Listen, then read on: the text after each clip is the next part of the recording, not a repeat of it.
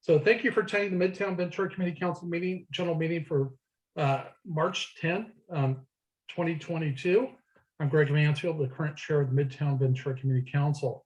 As a reminder, we treat all of our guests with dignity and respect. If you have a question for the guest, please put the question in the chat panel, and we'll ask it once the speaker is finished with their presentation. I may call to follow up, or call on you to follow up if there's a question, or you can even hit at the bottom, I believe there is a little, you can raise your hand and I can call on you there. Our preference is to run it through the chat, but there's no requirement on that particular one. So it's a good day today as the baseball lockout has ended. So let's play ball. So we're gonna skip by right now. Typically we kick off with public safety update, but we'll come back to that a little bit later. So first off, we're going to start with our spotlight on nonprofits. It returns this month, and we're joined by Sue Brinkmeyer, who's the board president for the Ventura Homeless Prevention Fund. The group is a local 501c3 nonprofit organization that prevents homelessness in the city of Ventura by trying to keep people in their homes. One stat that I think Dan had shared, which is pretty remarkable, is over 90% of those people that they help on a one-time basis are still in their homes 1 year later. It sounds like a pretty remarkable program. So Sue, can you tell us about it, about the program, and let me know if you need me to share something. Thank you so much, Greg, and thank you all of you at Midtown for inviting me to be here to share with you.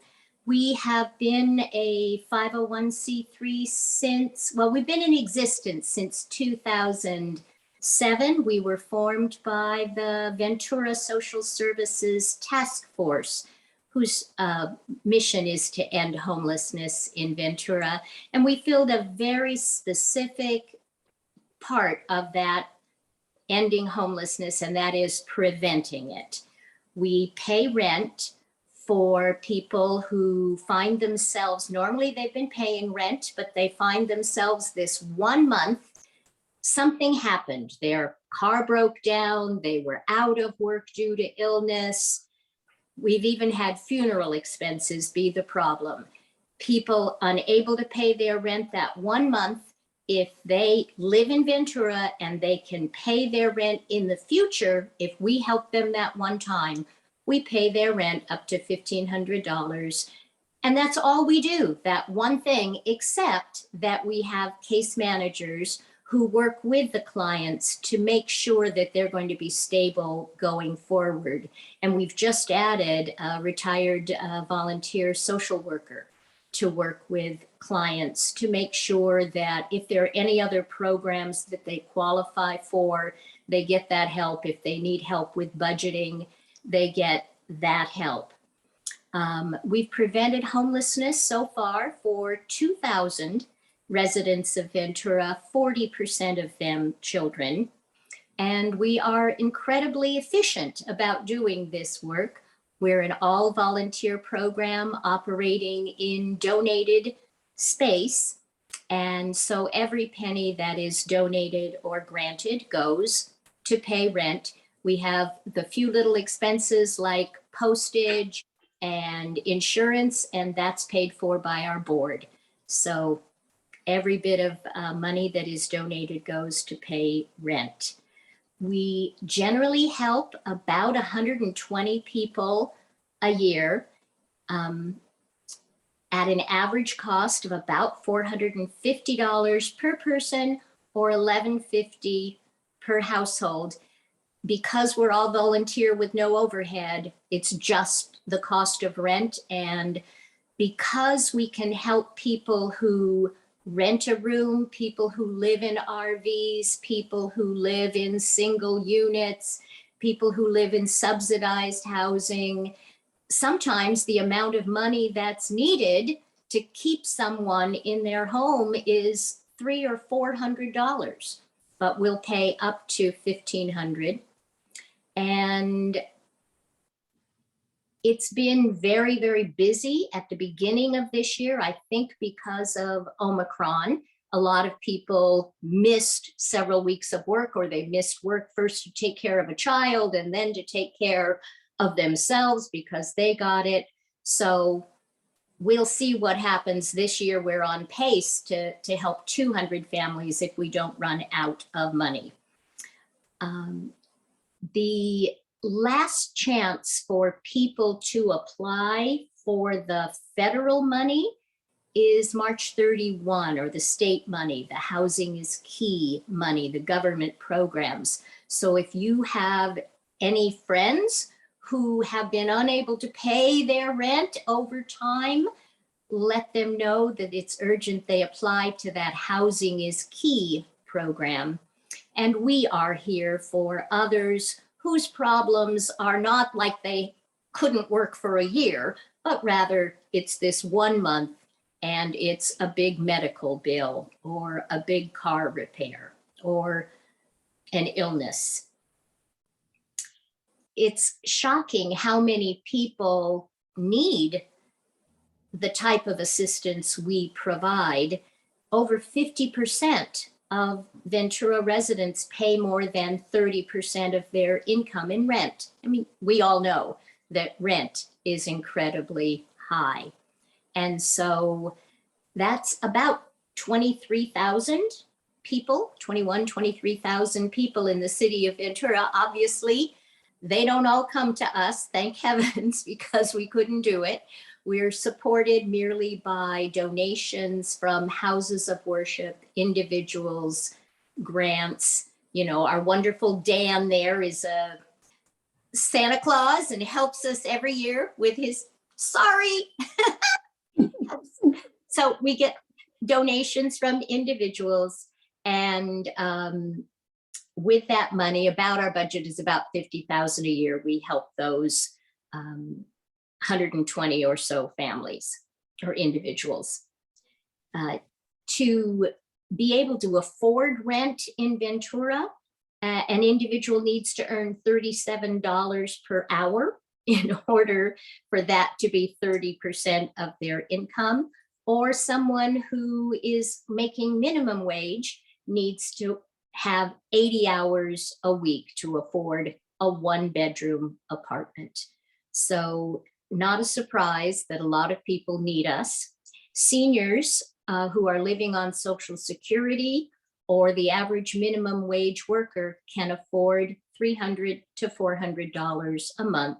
So the average family we help usually is paying 48% of the income per rent and up. I mean, we've had people paying 80% of their income. So it's not a surprise that they don't have a lot of savings, and one little setback can cause them to need our help. So that's it. We welcome your referrals and of course donations, but we want people to know about us because it is so sad how many calls we get where someone tells me they're homeless. And I say, well, we don't help with that. We prevent homelessness. And they say, oh, I wish I'd known about you 2 or 3 or 4 months ago before I became homeless. So big service you can do to help us is to let people know if they are facing a one-time setback, we are here to help them. Ventura Homeless Prevention. We're on the web at venturahomelessprevention.org. And our email, venturahomelessprevention@gmail.com. Can't be any easier to find us. Just Ventura Homeless Prevention. And I sent Gregg a sheet that has all of those facts if you care about them, that either he can get me your email and I can get it to you, or he can send it to you. I don't know, but I'm up for questions. Yeah, please send it my way. I can email it off, and we'll also put that information to the chat so that people have the contact information. So yeah, so please put your questions in the chat. So I'll just start it off right now on that one. Do you have a lot of concerns with rising inflation and everything that's going on right now? You know, I think that are you foreseeing that potentially you're going to have more clients or people coming for assistance? Yes, you know, with rents going up as they have been, there's greater and greater need. And what we have always done is we will spend our budget down to zero, and then people are told, I'm sorry, we're out of money, until we get more donations, and then we help them. We give away every penny we get in. So we were very, very, very grateful during the pandemic that the government came up with the millions that were needed, because we certainly couldn't have done it. So Sue, Dan had a question or really comment. He said, one thing I've always explained to folks is that this program saves taxpayers a lot of money, as it costs a lot more for us to take care of people on the streets. Could you elaborate on that a little bit? Yeah, what we tend to use as sort of ballpark figure is, we'll say if someone falls into homelessness and then they begin a downward spiral, on average, it will cost $20,000 to get them back into housing. They'll go through the need for so much assistance. Many times, not only the social workers and case managers, but healthcare. And many times they'll fall into drugs and alcohol, because it's such an awful situation to go through, so demoralizing. And then they need treatment and healthcare for that. And so the average cost, they say, is about $20,000 for an individual to make its way back into housing after falling into homelessness. So yes, Dan, you're right. At an average cost of $450 per person or $1150 per household, we're incredibly economical. Okay, so Bobby has a question. She asked, are your staff volunteers or paid by the county? No, that's why we're so able to do it for so little money. It's 100% volunteers.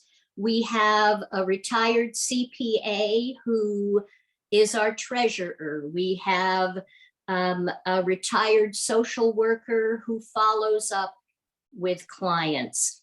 The Salvation Army is we have to have an organization that can put people's information into the homeless services database.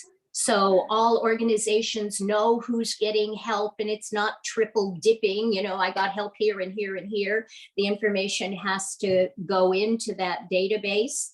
And so Salvation Army does that work for us. They write up the people, when they call Ventura Homeless Prevention, it rings my cell phone. I interview them. I send an email to our case manager at the Salvation Army. Then she works with them to collect all of the documents that they need to provide evidence that they had a one-time financial setback, and now whatever problem it was has been solved, and they'll be able to stay in their home going forward. And, you know, she makes, for the most part, the call that says, yes, they're stable. They've been stable for years. It's just this one problem. I know they're on the edge because they're paying 60% of their income in rent, but they're making do. They've been making it do, and we help them. That's great. Bobby just added, that's so wonderful. So just that comment popped up. And then Mary B had a question. Does the county provide funding? No, the county doesn't provide funding to us, but the county has a similar program, and that's called Homeless Prevention and Rapid Rehousing. That program runs with money from the state and federal government granted to them as well. And that program, they have to have already an eviction notice, or they have to have been evicted. They have to be homeless. And then, no, just an eviction notice, I apologize. But they can't help so many people that we can help. They can't help people who live in subsidized housing, a mobile home, an RV, a rented room, a group home. Can't help if someone's immigration status isn't okay, because all of that, the money that comes from the government always comes with strings and limitations. So we really fill those gaps. If we get someone, who needs 3-4 months rent, we can't help them. We do 1,500. We send them and hope the county can do it. If someone comes to us who, what was I going to say? If someone comes to the county who only needs $400 or $500, the county says, good Lord, it's going to cost us $4,000 to help you. Please go see Ventura Homeless Prevention. So we work back and forth, even though, you know, I'm very grateful the county is there. There are lots of instances where they cannot help. And that's why we were created back in 2007, to fill in those gaps. Great. That's all the questions we have. Sue, thank you so much. I appreciate you coming tonight. It's a wonderful program. I heard about it a few years ago, and it's just, you know, it's one of those programs we hope all of us never have to use, but it's good to have it there.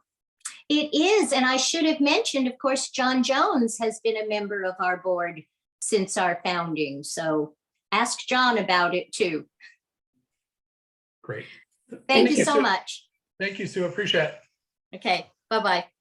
Okay, so coming up next, any of us who have young children or used to have young children have spent plenty of time at Arroyo Verde Park. When the Thomas Fire swept through the area in late 2017, the playground at the park off Foothill Road and Day Road was destroyed by the fire. 4 years later, a new inclusive playground is about to open, and our Vice Chair, Derrick Brunk, has played a big part in the project.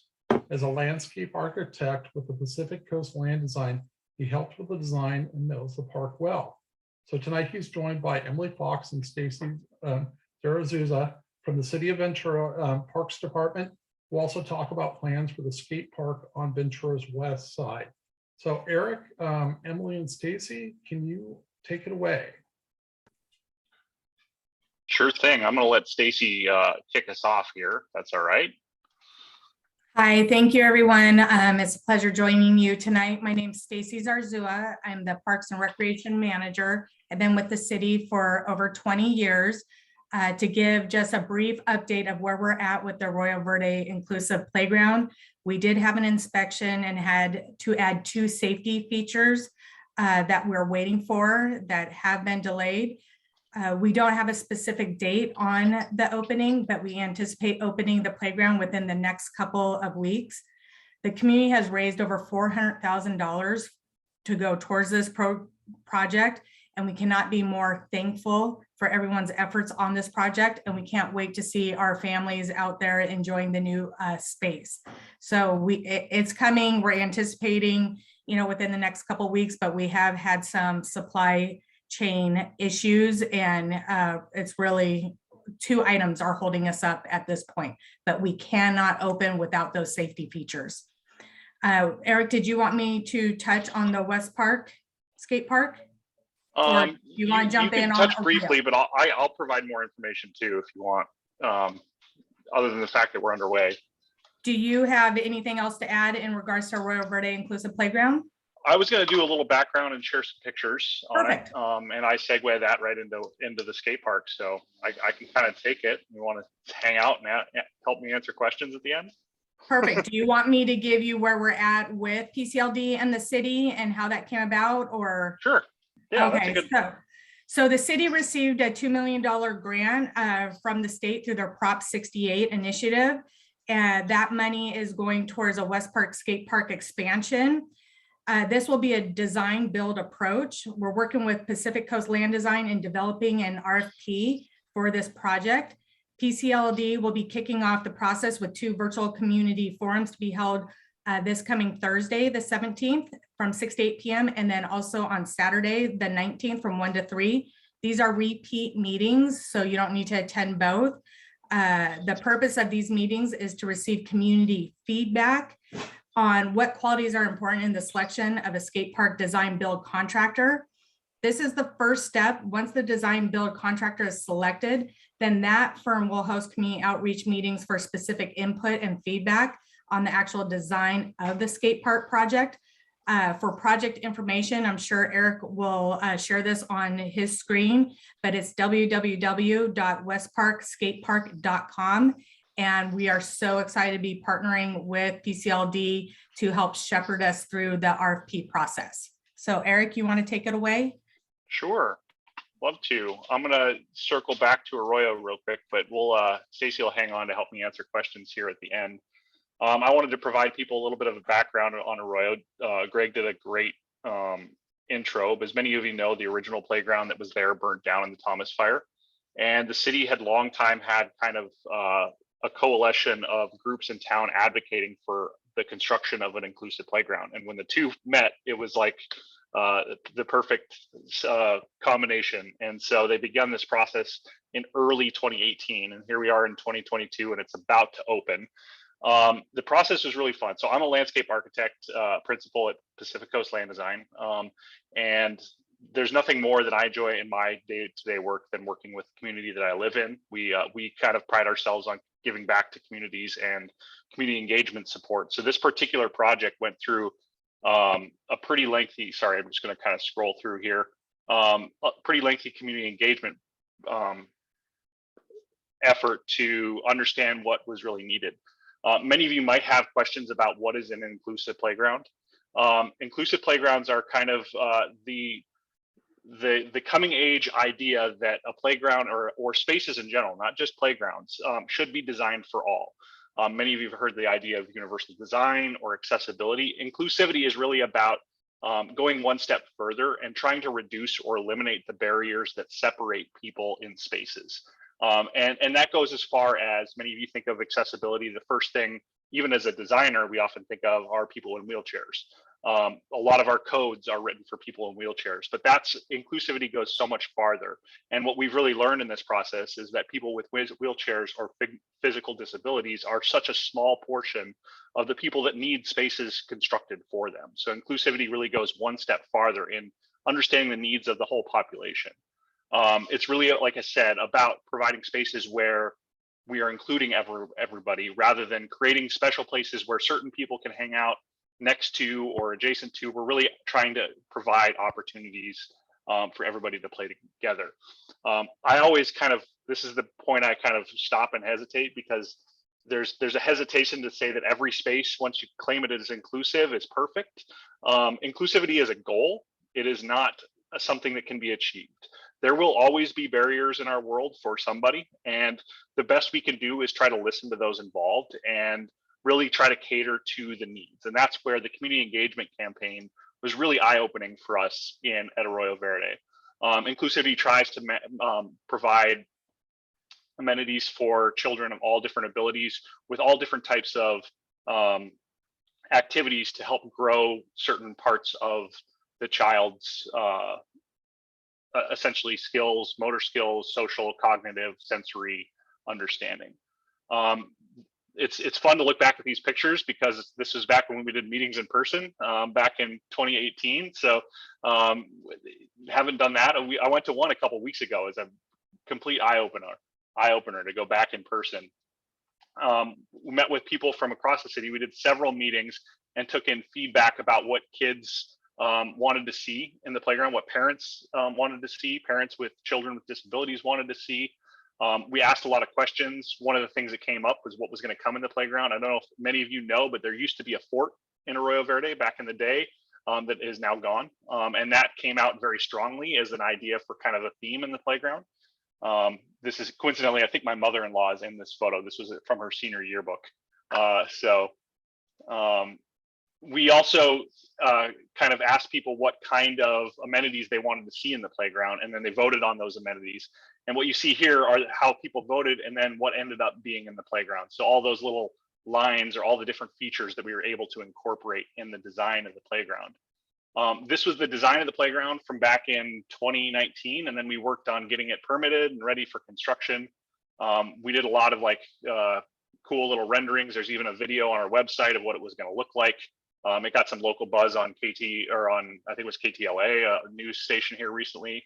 But we're happy to say that the construction started in May of 2022, and here we are 10 months later through pandemic and supply chain shortages, all of those fun things, and it's so close. So there's the rendering, and I always like to do this because there's the rendering and here's the real thing.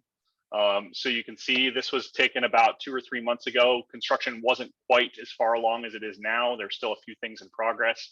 But one of the playground surfacing guys had a drone and he sent us his shots. We're gonna get out, these are a little pixelated, so I've got some better ones, but you can kind of see where it's at. And I'll describe some of the features on some of these better pictures here. This is kind of where the playground interfaces with the park as you enter it from the park edge. And on the left, one of the big things with an inclusive playground is the incorporation of a kind of a cozy space, a place off to the side that children that might be on the spectrum or kids who might be shy have a place to kind of hang out by themselves and choose to participate in a larger group activity at their will. And really kind of molds with the natural theme of the playground as well. It's got swings, just kind of scroll through these here.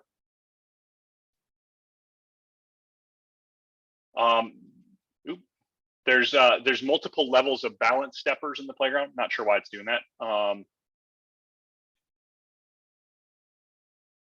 This is what we call the 2 to 5 year old play structure. It was as Stacey mentioned, we were able to raise over $400,000 for the construction of the playground, and one of the largest donors for the project was E.J. Harrison, who I think they donated $100,000, and we happily said yes, we will name the general store at the playground after E.J. Harrison in honor of that kind donation. So this is a little music play area. Yes, this is an in-ground floor piano like the movie Big that operates in the park completely acoustically. There's drums, there's chimes, there's the fun inclusive spinner here, carousel that kids of any ability can use. Here's the music play area. Again, those chimes sound amazing, especially in that park where it's nice and quiet. It get kind of like a sound bath thing going on. And here's the fort. Oh, shoot. Not sure why it's doing that. My computer sounds like it's about ready to take off there. I think I just had to make it smaller. The fort, which I'll talk about how an elevated structure like that is inclusive in a second. These are a couple inclusive features. This is a 4-person seesaw, but it's inclusive in the fact that a child can transfer or sit in the middle and participate. Behind is a sway fund. It's accessible by a ramp, so kids on wheelchairs with mobility problems can use it in addition to able-bodied children. Some of the more balanced features with the fort, and then we kind of come around the back, and here's the cozy area again, the little teepee, and yes, there's hammocks in the park. We were able to utilize the topography at this portion of the park to kind of create access for us. Rather than building ramps, we use the park's natural topography to elevate children to different levels. And that's actually how you can accessibly get to the top level of the play structure. This is my favorite feature in the playground that you see here. The lighting's really bad. Apologies, the shadow. This is a completely custom, one-of-a-kind sensory wall. We did the design, and it was 3D printed and formed and poured in concrete and delivered to the site. Weighs about 20,000 pounds. Watching it come off a truck, it's terrifying. But it also features all the people who have helped donate to make the park a reality. It's got little mirrors on it and a little wheel panel, and all of those little things you see on there are different textures that kids can play with. Here you can see how the topography actually creates features. We use it to provide slides, little climbing features, but it also is providing access up top here so that you can get onto the elevated play structure. You can see some of the amenities on here. There's a little periscope looking down, great views into the canyons from up here. Fun place to hang out. There's even drums up here, a little window. You can look down into the playground. You can see the swings, what we call the sway fund. There's those hammocks again. We also have this little messy materials area. If any of you have been to the Santa Barbara Natural History Museum, they have a little messy materials area. Kind of took inspiration from that, where you can put logs and twigs and kids can kind of build things on their own off to the side here. Just kind of an idea of playing with natural materials. one of the other features off to the side here, they're really small still. And another reason having a little more time to open this playground isn't a bad thing, is that some of these plants get to grow in. On the right side here is actually what we're calling a sensory garden.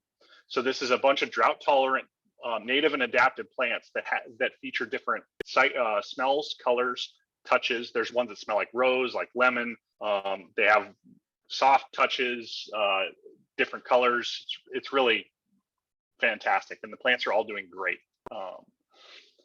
Another kind of key feature here on the end of the playground is we had to incorporate a place where all of the runoff from the playground naturally infiltrates into the park. So there's this bioinfiltration basin that treats all of the water that runs off of the surfacing from the playground and from the parking lot as well. The next thing I was going to jump into was the skate parks.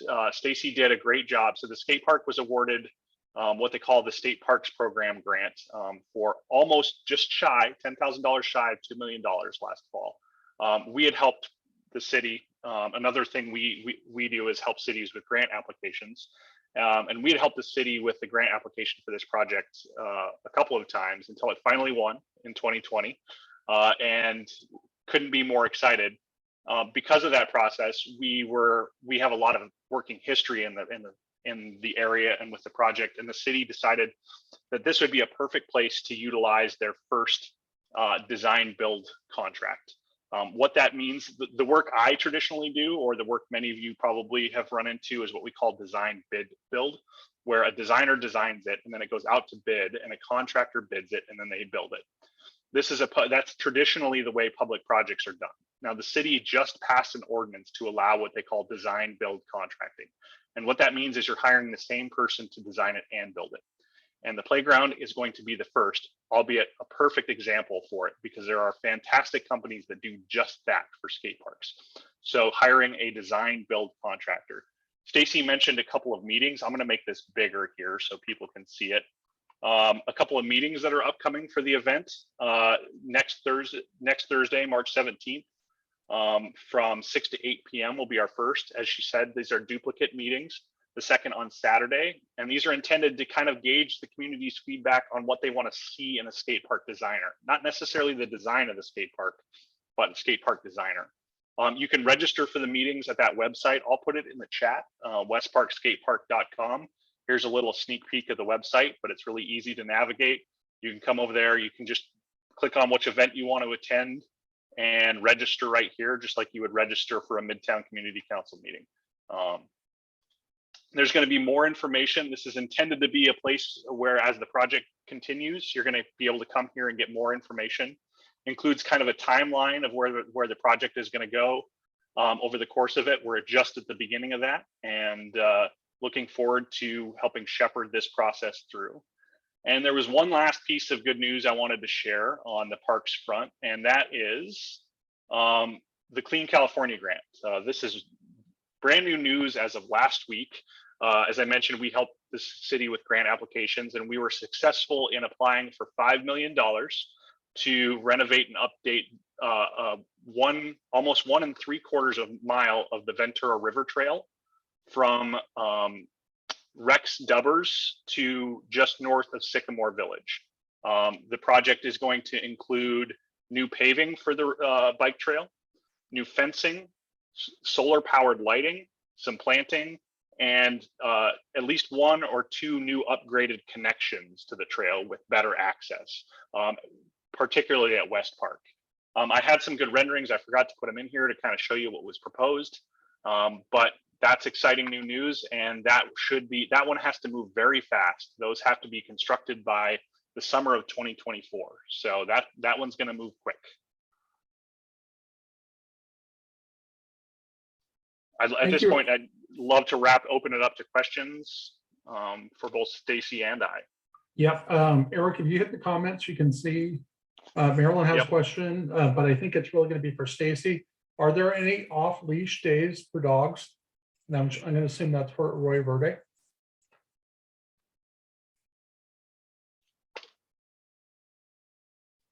Stacey, you're muted. There we go. Sorry, I couldn't unmute. There are off-leash hours at Arroyo Verde. I can email either Greg or if someone wants to take my personal email. I forget the exact hours off the top of my head, but Arroyo Verde does have off-leash hours.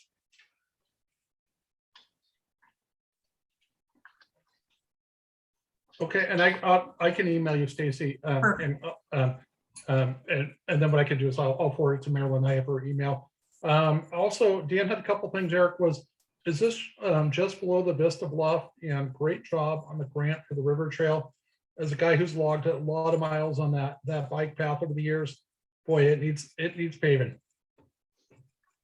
Dan, you're talking Arroyo, the Vista Bluff at Arroyo? Yeah, it is towards the back part of the park there. It's by the group picnic area, right across the street from the group picnic area. The primary reason it got relocated back there was its proximity to one of the accessible restrooms in the park. And the project also, in addition to the playground, built about 200 feet of new fully accessible sidewalk to connect the playground to that restroom, knowing that that was going to be a very important component of the playground's opening as well. The restroom in the middle of the park is not an accessible restroom. It was built in the 60s. It's actually slated to be replaced. It has some issues. It's on the city's capital improvement program. Well, thank you. It's very familiar to me. I worked there many years ago, taking care of those two areas in the back. Yeah. Okay, and then a couple other comments or questions that have popped up. Do the parking fees still apply to the weekends to enter the inclusive playground when obviously when it opens? Weekends, yes. Okay, and is there concern about vandalism, and what steps have you taken to prevent it? I would say there's concern regarding vandalism for all of our parks and open spaces. However, definitely PCLD did a great job in the design, and we're very mindful not to have areas where individuals can either camp out, sleep, or hide out. So just the way things are structured, there's a good sight line for PD when they go through. We do lock the gates at dusk, open at sunrise. And Arroyo Verde is one of our least vandalized parks. It's highly used. It's more remote than some of our other parks. So Arroyo Verde is, we have friends of Arroyo Verde. We have the community really takes care of that park. So we have not had a lot of issues with vandalism at that site in general. But I would say the layout of that design really speaks to, you know, PD being able to monitor it and not having people kind of hide out and set up camp there. Eric, do you have anything you want to add to that?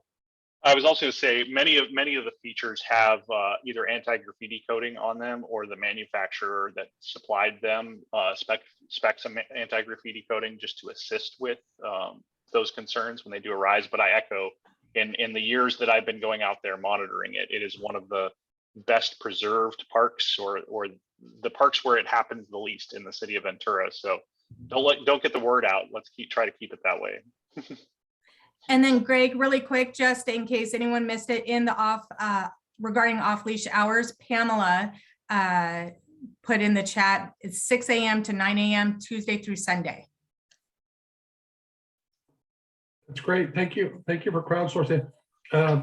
Any other questions, or let me see what else we've got that have popped up here. Thank you, Pamela. That was it. So that's all we got. So thank you so much for joining us tonight. Greg, there's a question on, I'm sorry, Greg, there's a question on parking fees on the weekend to enter the inclusive playground. Already asked it and answered it. So Sorry about that. no problem. No problem. So anyway, so Eric, Stacey, thank you so much. Thank you for your time. Thank you. I appreciate it. So thank you. So, okay, so moving back, I believe Commander Brunk, I saw him join in. Thanks for showing up. Hopefully you're somewhere around there, but just want to give he's here to give us a quick public safety update. Commander Derrick Brunk of the Ventura Police Department. He'll update the overall crime activity for February. Yeah. Any questions that you might have. I have to admit, I think it was a pretty quiet month other than some graffiti, but you're going to tell me differently, I bet. I actually am going to tell you a little bit differently. It was actually quite a busy month. Can you put up I sent you the link. I don't know if you're able to put that up there at all. Yeah, give me a minute. If you want to start speaking, then I'll work on it right now. Sure. So actually, so for the crime stats for February 6th through to March 6th, we actually had a little bit more thefts than we've had in the past. A lot of activity, also a lot of motor vehicle thefts, higher than normal. So thefts, we've had 23 for that time period. Motor vehicle thefts, basically that's a stolen car, we had 11. If the stats were up, you would see that actually 5 of those occurred within the downtown area, actual downtown area. So that's quite high for that time period. Thefts from or burglaries from a vehicle, 7, which is about normal. We had 4 aggravated assaults. All of those assaults were actually domestics between couples. 2 of those resulted in arrests, and 1 of them actually was a domestic where the suspect attempted to actually kidnap their partner. We had 4 residential burglaries, 3 commercial burglaries, and 1 robbery that actually occurred down in Seaward area, Pierpont area. Well, I'm sorry, not quite to Pierpont area, but lower. And that actually involved a person with a gun who brandished the gun to the victim, and then took some clothing and some money from the person. So those were the stats. They're actually a little busier than the past months. So I'll free to answer any questions anyone might have right now. And I apologize for being late. I actually had another meeting and I forgot to let Greg know. So I apologize for that. Dan, thank you for the phone call.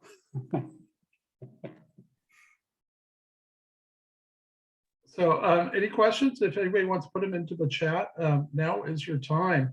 Okay, so I think what I'll do is I'll stall out here a little bit if anybody has any questions, but can you any updates on, it seems like last time you were talking about, we had some good luck on Cadillac converter thefts that you guys had, I think, closed or possibly solved it.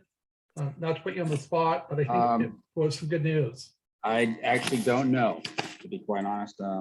I don't have any information. I know that the street crimes team has been working on a lot of stuff, but I don't have any updates on how their investigations are going. I'm sorry, I can't answer that. Okay. Bert has a question. What are the areas with the highest graffiti? And are we making any arrest on the increased graffiti? Right now, I would say it's pretty much citywide. The people that the workforce is actually working on is a person named Eros. They actually have that person identified, and they're starting to work with the DA on trying to put a case together. I can't tell you the name, obviously, because that person doesn't know we know who it is. But we're going after that person. They have been, I would say graffiti overall is, it's not located in any one specific spot in the city. It's pretty much all over.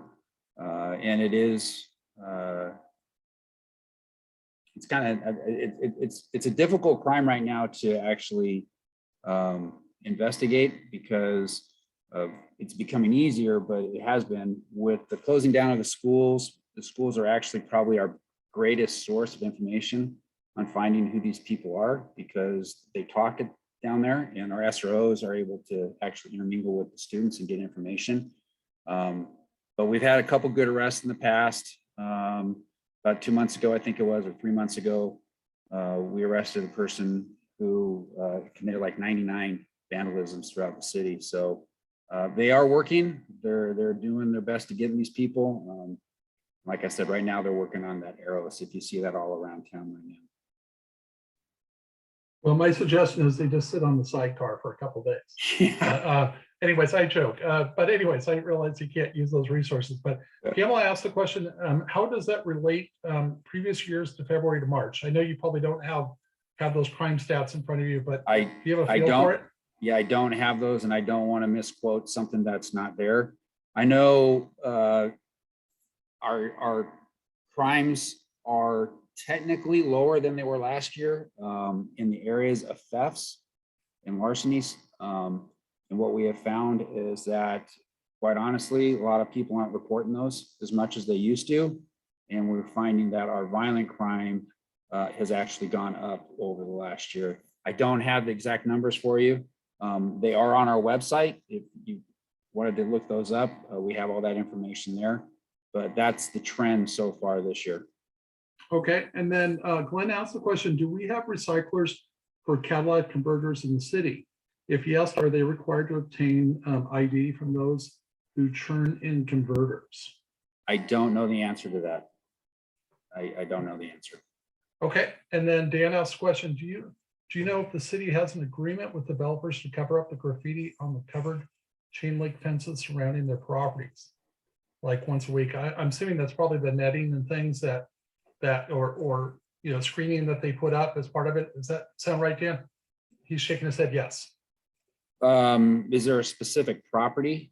Probably the best bet is probably Mills, and I would say Mills in Maine, you know, where the Starbucks is and that the mobile station is being redone. So they have that kind of brown screening, which Right. often gets tagged.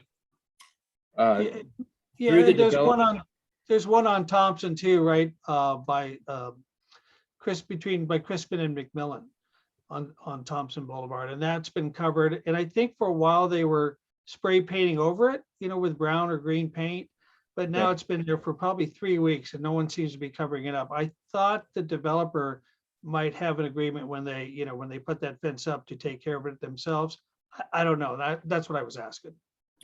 I don't know if the city has made arrangements or agreements with developers to do that. I do know that the graffiti removal team, when they do find graffiti like that, they will do the removal, which is probably what you saw when you did see it being actually painted back over. You know, the graffiti hotline is still up and ready. If you do see that and it's not being painted back over, please use that line and we'll get them out there. But that's, as far as the agreements between developers and the cities, that would actually be something that planning works on, not the police department. That looks like that's it. So, hey, thanks so much for joining us, even if late. It's still great to have you. Thank you. I appreciate it. You all have a So- great evening. Great, Always thank happy you. to see you. Appreciate it. Thank you. Bye-bye. Okay, so our next item coming up is cannabis storefronts are coming to Ventura. And chances are we'll likely get 1 or 2 retail locations in Midtown Ventura. City Council approved up to 5 retail locations in the city. In the coming months, we'll likely pick 3 applicants. The remaining 2 licenses are for downtown and Westside, which will be determined in the next couple of years. We asked Yesenia Anderson from the Ventura County or Ventura's Community Development to provide an update on the process. Because the review of cannabis applicants is still in the process, she cannot answer specific questions about the locations or applicants and will not be reviewing the chat tonight. Questions can be submitted to the city through the cannabis page, which is a great resource, and the link will be provided in the chat. The public also has an opportunity to provide their comments at the public hearing tentatively set for May. So we thank Ms. Anderson for being here tonight. And we asked her, as I said, to give us kind of a 30,000-foot view of what's going on and where the process is right now. So I think I see it, so please take it away. Thank you so much for the intro, Greg. That's very accurate and some of the first notes that I had to share, but you already did part of my presentation for me, so I really appreciate it. I'm glad to be here. These are kind of the first meetings that we're really doing as a city because, as Greg mentioned, it is a merit-based process. And in order to preserve the integrity of that process, we really are not able to divulge much information about the candidates and their applications. But I can give you an update on where we are currently. We have completed 2 rounds already of the process, which included just an initial determination of eligibility to make sure that all the applicants did meet the minimum requirements that were posted in the ordinance and also our application procedures and guidelines. And there are 8 criteria well, there are sections that had subsections that were in the application procedures and guidelines. 4 of those being scored by our consultant because they're more technical and industry standard based. Now we are at the interview process. The interview process is That's conducted by the Staff Selection Committee. And on that committee is our Police Chief, Darren Schindler. We have our Parks and Recreation Director, Nancy O'Connor, and also our Community Development Director, Peter Gilly. The three of them have 24 applicants to interview. We started that yesterday, concluded another round today, and expect that those will wrap up at the end of this month in March.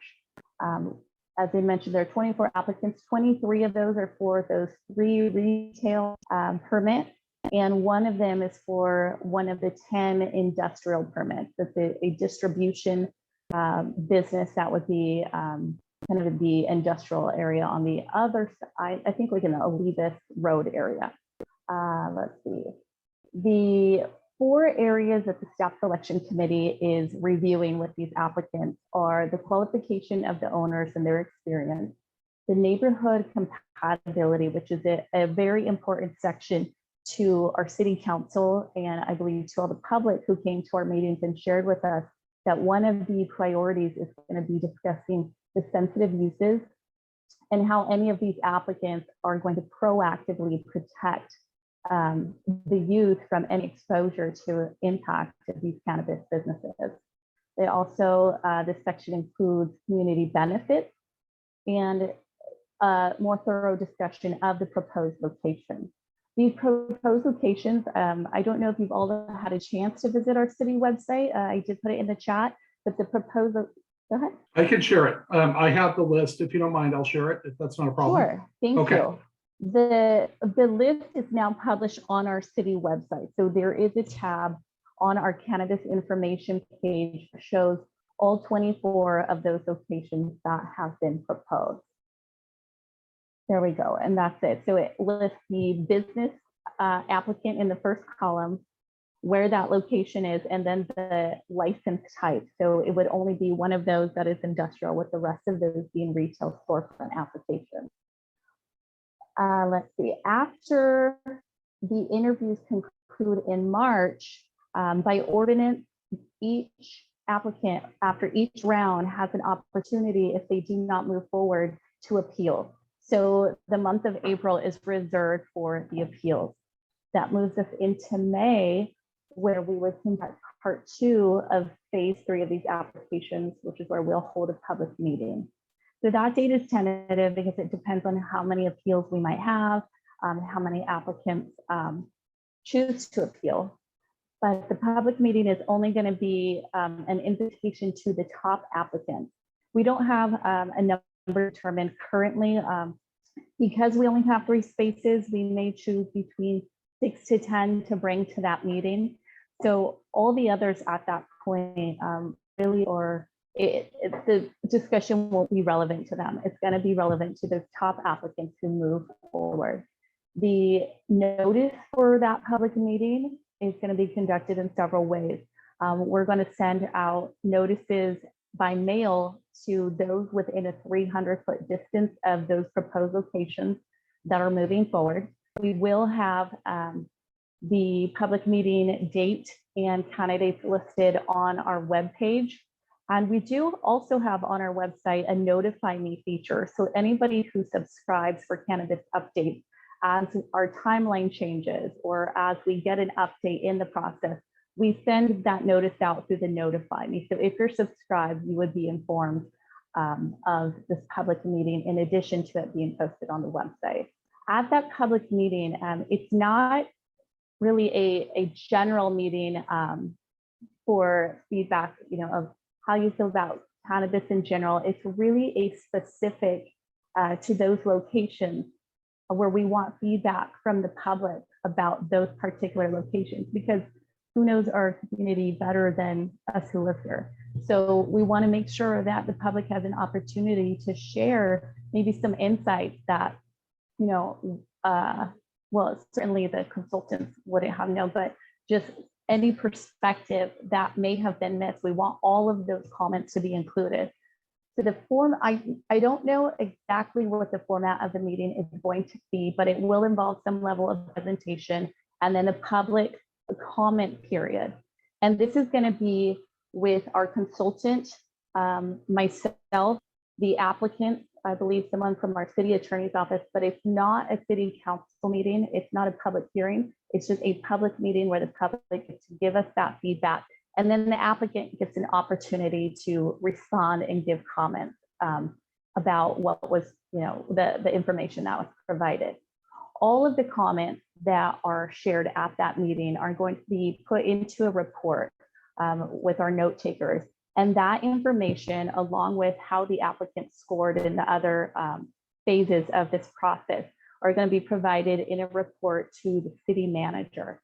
And the city manager is the one who, by ordinance, has the authority to make the final decision on which of these permits will be issued. So we want, the technical parts that are scored. We want these staff selection community sections that are scored with their comments and feedback, as well as everything that the public presents at these public meetings. And also, I do encourage, if you have specific questions or comments, that you can write into our email distribution, which is cannabisinfo@cityofventura.ca.gov. This all gets presented to the city manager as an opportunity to do some research, ask additional questions, read through this information, and again, he ultimately gets to decide who will receive those 3 permits. We expect that decision to come sometime in June, barring any other anything that might disrupt that timeline. So as for anybody who has questions or wants to be involved in this process, I think the best thing to do, I encourage you to visit our City of Ventura webpage. We really try to keep it updated with timelines and information as we get it. On that page, it does show you how to subscribe for the Notify Me feature, so that if you're, don't happen to be somebody who's sitting there reading our webpage all the time, then you will be emailed any of the updates information that might point you back to our website. And with any questions or comments, please do keep in contact with us. We want to know what you have to say. We have the cannabis information distribution, which is set up to go to myself and our city attorney's office, so that we can make sure that we answer as much as we can, but also, again, protecting the integrity of the process. We consult amongst each other and our consultant to try to get you the answers that you need. But I think the best and most relevant place to share your feedback is going to be at the public meeting that will be conducted tentatively in May. Okay, we have one question. We'll see if you are able to answer. Is it true that 1% of the cannabis profits are required to be distributed to nonprofits in the city? So there is a community benefits section of our application process. And it's actually not just necessarily limited to 1%. That's part of the application process. So they might propose 1%. They might propose 2%. It might be part of gross profits, net profits. There's also there's not a minimum requirement, but it's up to the applicant to propose how much they want to provide. Are there certain nonprofits that they want to provide to? How many hours of volunteer time do they want to give to? We left it open for them to be creative and give us their best proposals.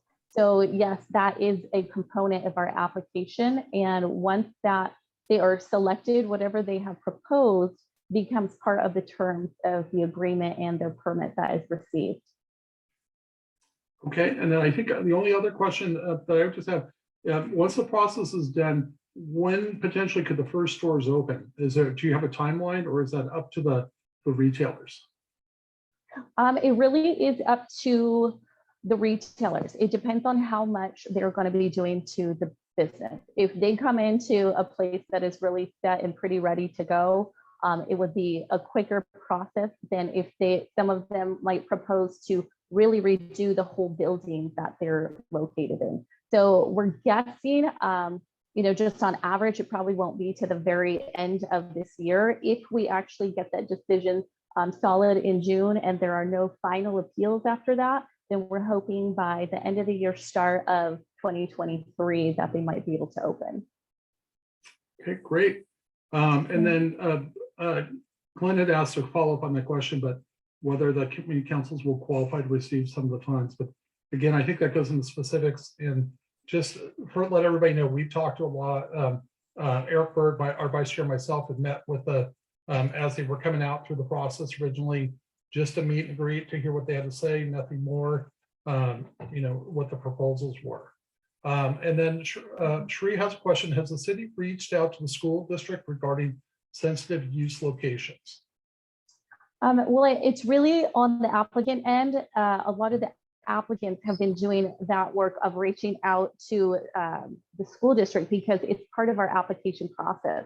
We are discussing what are those sensitive uses, which is why we do want public feedback, and which is why we carefully selected our staff selection committee, because they are familiar with walking routes to schools, and they are familiar with the impacts that this could have on the youth in the schools.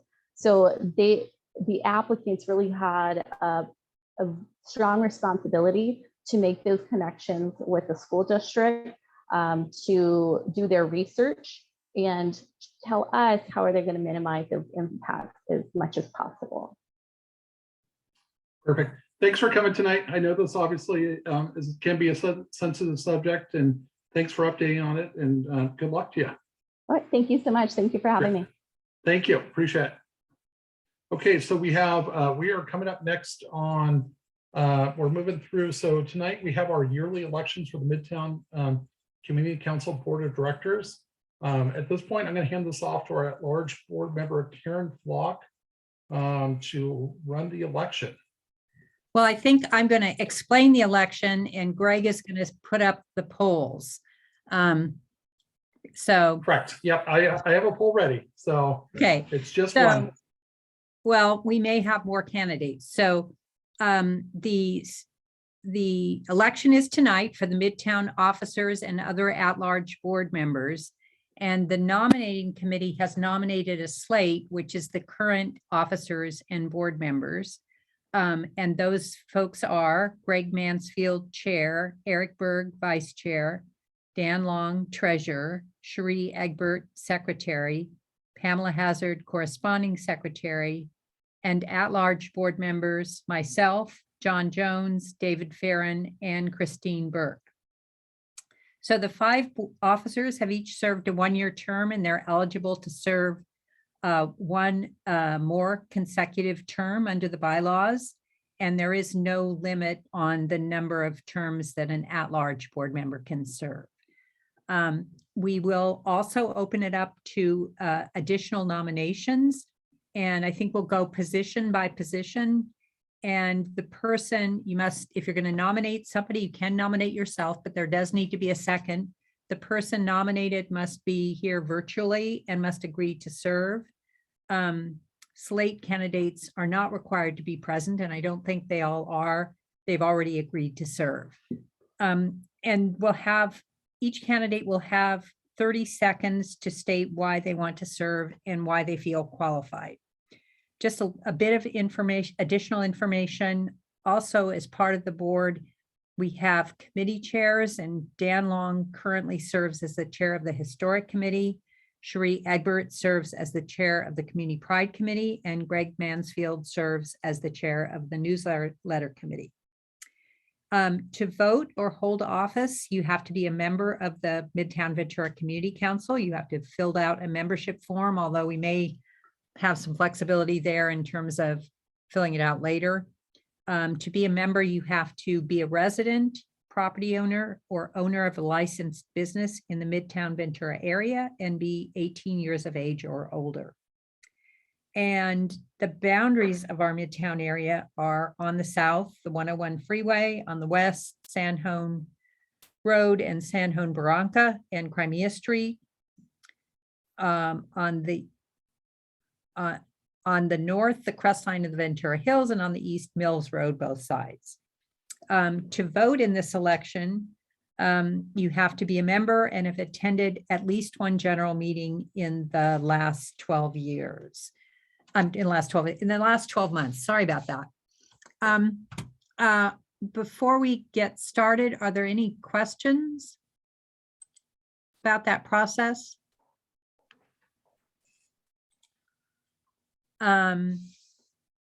So I think we'll start out with we'll go one by one through the officers. Are there any nominations for, any other nominations for chair?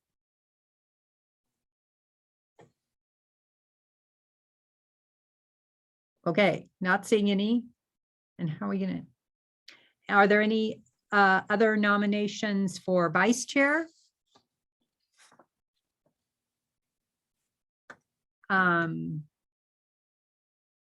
Any other nominations for, where's my list here? Secretary? Always a hard job to fill, the secretary and corresponding secretary, so we appreciate our folks. What about for corresponding secretary? And treasurer? Okay, and then what about for at-large board members? Are there nominations?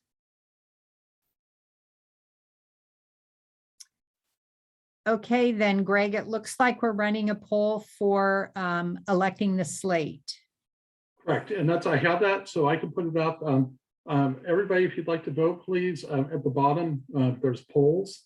I'm gonna put it up, but it's actually gonna show up in your screen, and I think we got 30 seconds or 60 seconds Oh, to right. vote. It's Yeah, you know, anonymous.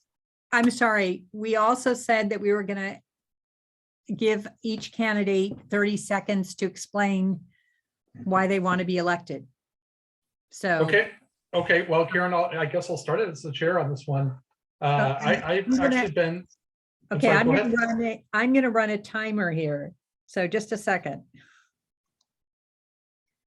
Oh, I can come in well under 30 seconds. Okay, go. Okay, my name is Gregg Mansfield. I've been on the community council now a little over, I think, 11 years. And this will be my second term as chair. I helped run the Food Truck Friday event that we did over the community at the Pacific View Mall. My interests are obviously revitalization, improvements within the community. I get tired of seeing rundown buildings and other issues, and so I'd like to dedicate my little volunteer time I have towards those efforts. Okay, that's good. Whoa, how do I turn this off? Okay, Okay, so we, Eric? You time me too. I was going to ask for Greg's extra time when he ended up under. it was not under. He was not. Okay, I'm starting you over. Eric Berg, I kind of gave an introduction to myself earlier. I'm really passionate about community work. This is my second term as vice chair. I've really enjoyed it. I've learned a lot, and I enjoy the people I serve with and giving back to the community, and would like to continue to do that in any way I can. So. Okay, great. That was like 15 seconds. Dan Long, treasurer.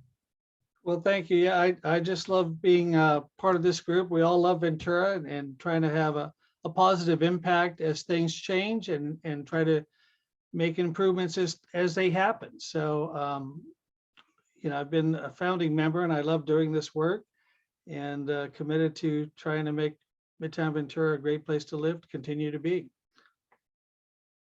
Thank you. Cherie Egbert, secretary. I know I saw you. There you go. Okay, I just unmuted. Anyway, hi, I'm Cherie, and I joined Midtown Community Council because it just gave me an opportunity to serve my local community.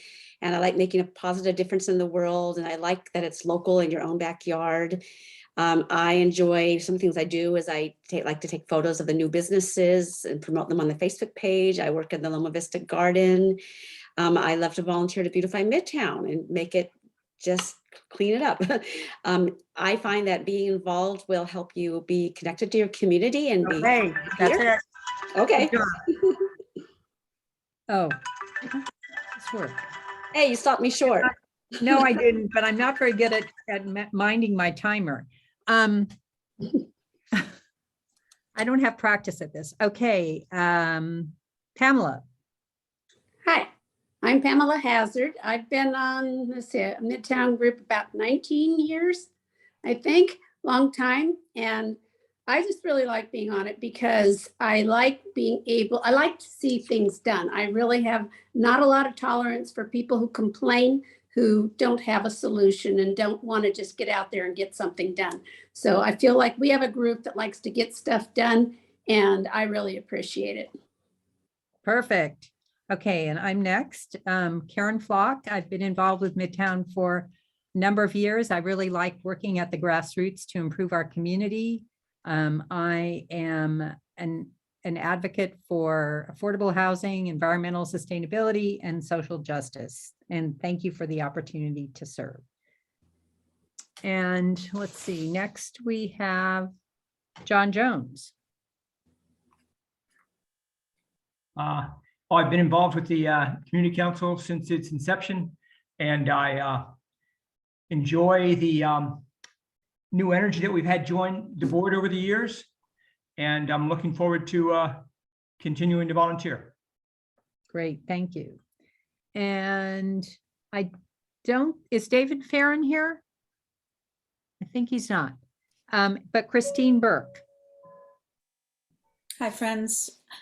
I think the newbie to the the board. I've been working on it for the last year, and I am happy to be, I guess my passions are keeping community wow. I really didn't prepare for this, you can tell. Christine, that's your 30 seconds. Okay, well, community engagement and beautifying our Midtown area. So. Okay, thanks, everyone. Sorry. That's okay, you did fine. Okay, Greg, now. Okay, so we're ready for the poll, just to let everybody know it's anonymous. So if you want to vote against us, which we hope you don't, you can. No one will publicly know. So here's the poll. Here we go.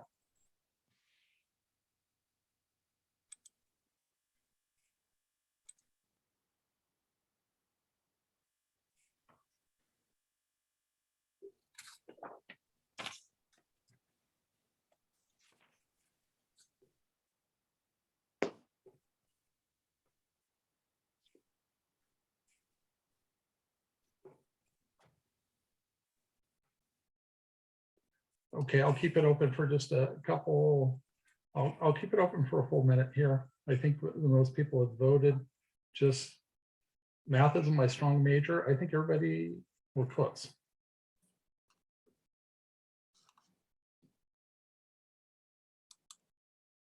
And unfortunately, since I did the poll, I can't vote.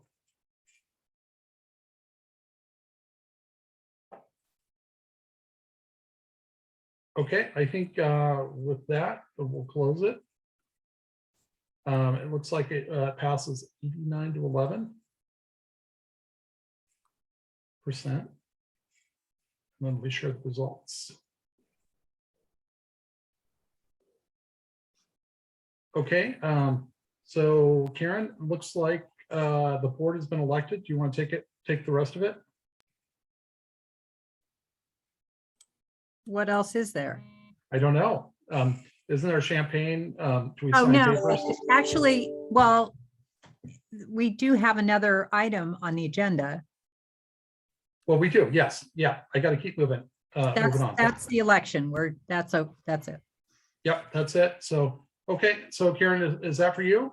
If that's done on that part, thank you everybody for voting. And so as we close tonight, this is the part where we have announcements. And one of the things we asked was one of our board members, John Jones, to say a few words about the war that's going on in Ukraine and the humanitarian crisis. I think we are all very aware of what's going on, especially if you turn on the news or even drive by a gas station. So John, can you say a few words and then we'll start doing announcements? No, I'll just say it's almost surreal, hearing the BBC reports like it's something out of World War II. And it is certainly impacting those in the Ukraine much harsher than us. You know, we have groups like World Food Kitchen and is that do I have it right? And others, you know, going over there, actively helping them.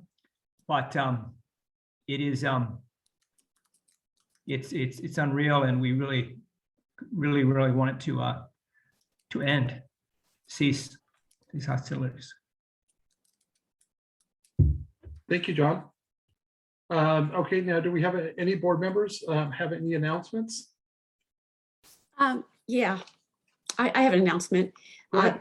This Saturday at the Loma Vista Elementary School, we will be working in the native plant garden from about 9 to 11:30.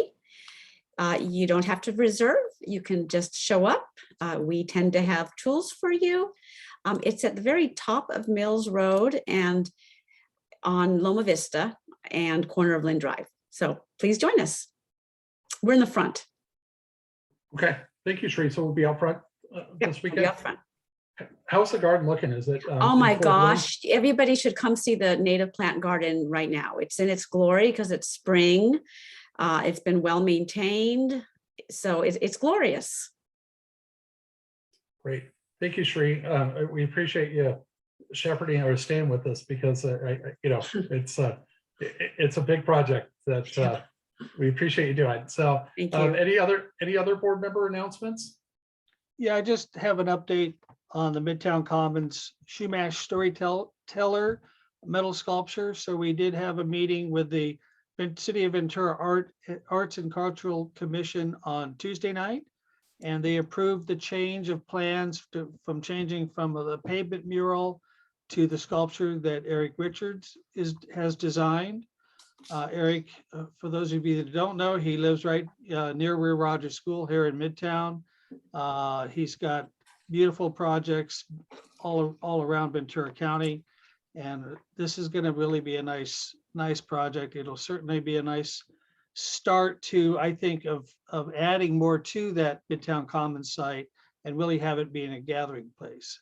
So where that sculpture is going to be is in one of the areas right next to where the pavers are. We have kind of toward the middle of the area, there's pavers between two of the islands, and it's closer, a little closer to the not Catherine, but the Hartman side, the Green Street that's there. And so with that, we've got the okay to go ahead, and Eric is working on getting all the materials and getting it going. I'm not sure when the completion date will be, but probably this summer at some point. And our plan is once the sculpture is ready to unveil and be finished, we were going to celebrate our 25th anniversary of Midtown Ventura Community Council at that time at that location. I believe that's our plans to do that. We are still just a little bit shy of the extra money we needed to add to the project to make sure that it's really as strong as it can be and outlive all of us. So if you would like to make a donation, please just reach out to any of us and let us know. But we've raised almost all the money that we needed, the extra money to add to it. So that's it. Great. Thank you, Dan. Any other questions or announcements from board members? Yeah, I'll just make a comment about the work at Emma and Main Street, where we planted trees and shrubs. And now that we've done all this great work, the weeds have grown in, and we've been doing some occasional weeding. So feel free to stop by and pull a few weeds. But it's looking really good. That's great. Thank you, Karen. Are there any announcements from our members that I have a quick announcement, Greg. Sorry. Okay. It's a competing volunteer effort to Sheree's work at the school this weekend, but there is a tree planting on the west side of the city. The city and West Coast arborists, the city's arborists, are planting 65 trees at Westview on Saturday morning, or West Park, near the skate park, and they need all the help they can get. I unfortunately will be out of town this weekend, so I won't be able to make either event, but they've already dug the holes. You could show up and help put some trees in the ground out there too. So, Eric, and do that's you know what Saturday type, night. do you know what type of trees are going in? It's a mix, it's a variety, 65, and there's no more than 5 of any species. Wow. It's a wide variety, several species of oaks, lots of different stuff. That sounds great. Yep. Thank you. Any announcements from general membership?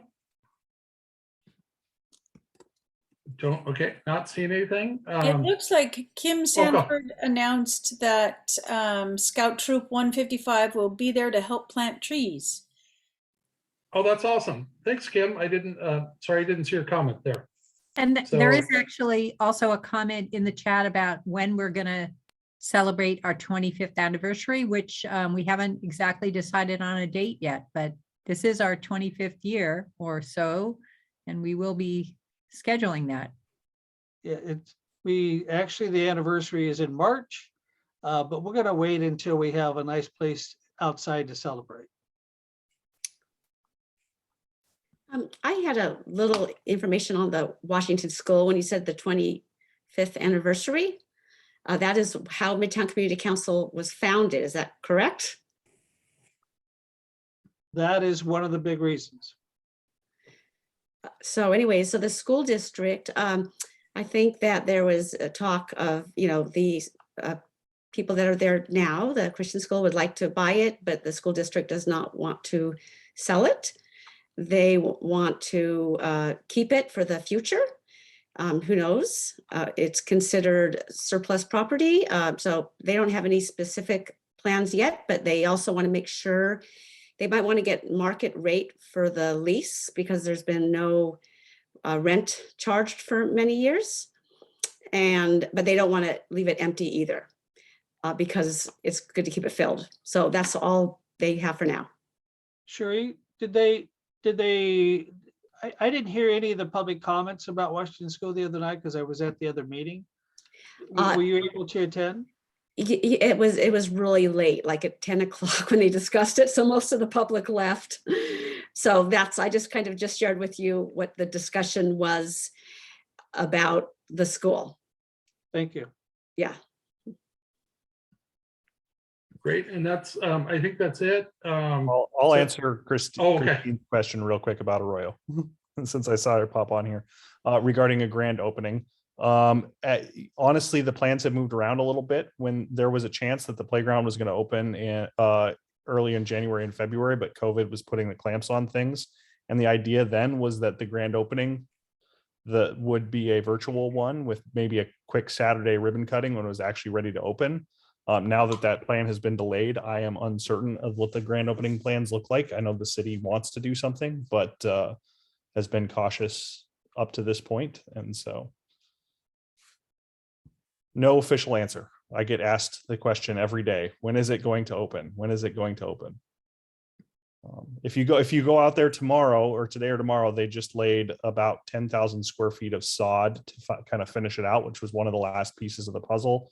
As Stacey mentioned, there's 2 little minor safety items that are kind of caught up in the supply chain and busyness of contractor life right now. So, Well, Eric, that's a great design. You did a great presentation. That's the most I've seen of it was, and having you being part of it really made a big difference in explaining the whole thing. thank you.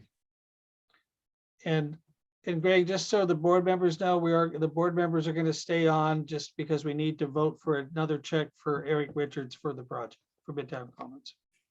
So perfect. So with that, no other announcements. Actually, I think Marcus said thank you to everyone. These meetings are always informative. So thank you, Marcus. Appreciate the compliment. So with that, thank you for attending tonight. We hope you can join us for our next meeting on April 14th. And with that, good night.